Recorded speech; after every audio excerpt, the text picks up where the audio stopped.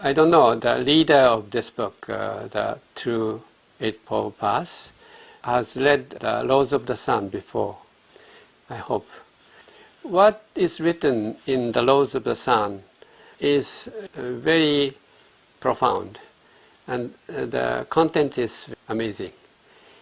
You are not sure how much you understand the contents. When you read the True Eightfold Path, you can make sure to what extent you have understood the contents of the Laws of the Sun, and how much you gain, not as a knowledge, but as a kind of insight. You only gain what you learn as wisdom, can be used for your daily life. To gain a knowledge itself is one thing, but by putting this knowledge into a practice, your real life, then you can gain some sort of wisdom out of it. What is written in Laws of the Sun, for example, about self-reflection, or Eightfold Path, or the enlightenment, it tells you the true self and false self. You differentiate two self, false one and real one, a truthful one. But only reading the Laws of the Sun, you cannot figure out very well. You cannot clearly understand what is written, what it means. But when you do, for example, self-reflection on right thought, he talks about in order to remove the shell of ego, you look back your experience of success and experience of failure, or whatever past memory created shell of ego. So even if you consider it is successful memory and you're proud of your achievement, but this also creates a shell of ego. That is referred to as false self. You don't know what false self is when you read the Laws of the Sun. But when you come to know your shell of ego, oh, that is false self. False self is created through forming the shell of ego. That's the reason why you have to remove this kind of shell to discover the true self, which resides inside of the shell. So in some way you have to crack the shell of ego and remove, to take out the truthful one.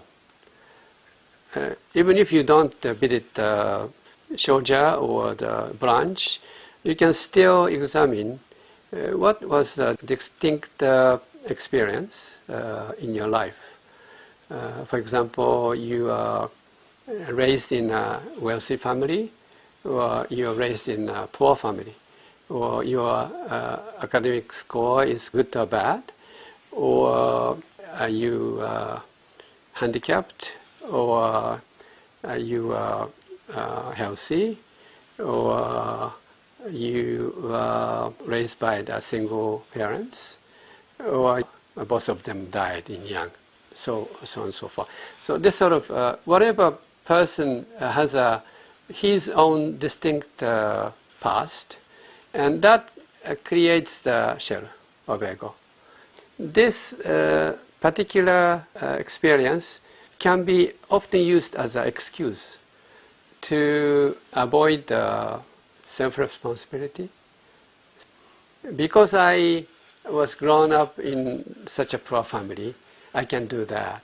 Or because my parents raised me in such a way, that's the reason I couldn't do that.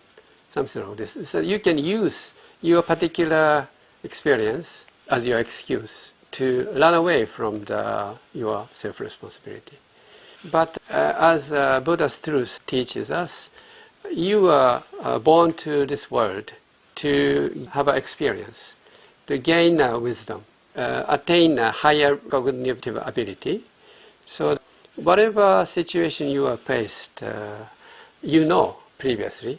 I mean, it's planned by yourself, so that you don't complain whatever hardship or the sufferings, because it was given to you by God or Buddha to make you strong, or gives you opportunity to overcome it and for you to attain the sense of achievement. But if you refuse to face this reality and run away from the issue, it's not good. But if you examine carefully, what is my shadow of ego? Then, oh, okay, that is my handicap. If you given a high handicap, it means that you are very much expected by God. That means that you have a high potential with which you can overcome whatever issue. You have to face the reality to confront the difficult situation. Even if you can't grasp the depths of the meaning of shadow of ego, still you can see what kind of environment you are born to. By examining your environment you are born to, you can know what forms the shadow of ego around your soul. So that provokes a lot of thinking. This book is so thought-provoking. It gives you a lot of questions. And by answering that question, you can learn something, small discovery. And by accumulating these small discoveries or findings, you can gain a big one. See that you, every day if you read this book, you can accumulate a small discovery that leads you to the big discovery. So that's the reason I recommend this book for your daily practice of self-reflection.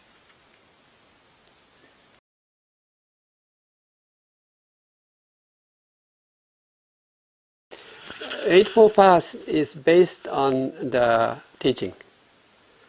So you need some sort of criteria on which you make a self-reflection. So I think Buddha's truth, teaching of HappyScience, tells you what is good and what is bad. See, you need to know the knowledge of the Buddha's truth, teaching. You need to know very well the teaching. Then, based on this criteria, you make a judgment. What you did was good or evil. Your decision was good or not. Should be determined based on the teaching. Usual meditation, you don't make any judgment, but you do it in self-reflection, following the Eightfold Path. So that gives you a clear distinction between the conventional meditation and the reflective meditation using true Eightfold Path.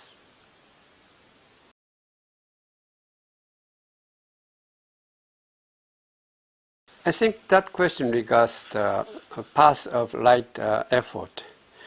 What you see and what you hear, what you experience is a kind of stimulation from outside.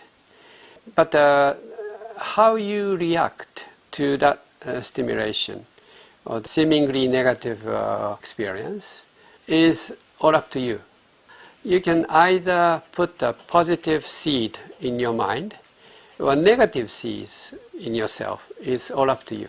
People who have a negative inclination tend to put negative seeds, bad seeds in your mind. Whatever experience you have, you consider the other person you are placed in the same situation as you. That person does not necessarily react in the same way as you.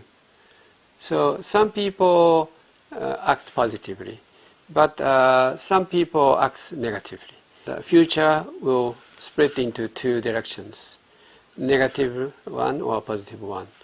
So even if you are placed in a very harsh environment or the situation, some people can survive and make a great breakthrough, whereas some people are very much depressed and lose hope and become desperate and live a very miserable life.